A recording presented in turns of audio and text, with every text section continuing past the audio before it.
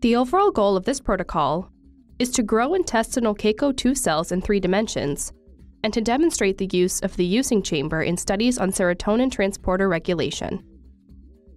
The methods shown here can answer key questions in epithelial transport field, such as how intestinal serotonin transporter SERT is regulated.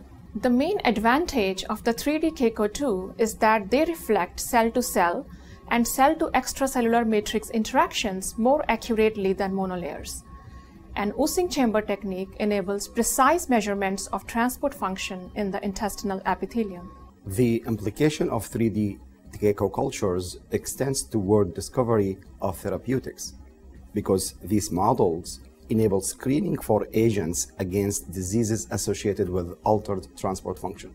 Though this method provides insight into serotonin transporter regulation, it can also be applied to studies of other electrolyte transporters such as sodium and chloride.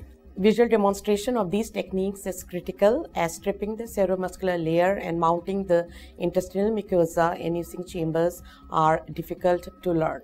Demonstrating the 3D Caco-2 cell procedures will be Ishita Chatterjee, instructor, and Anoop Kumar, a postdoc fellow from our group.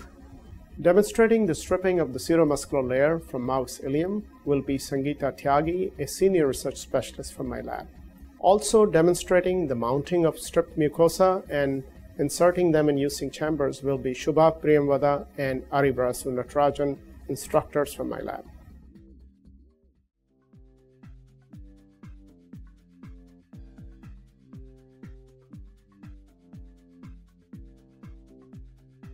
To begin, thaw the growth factor reduced to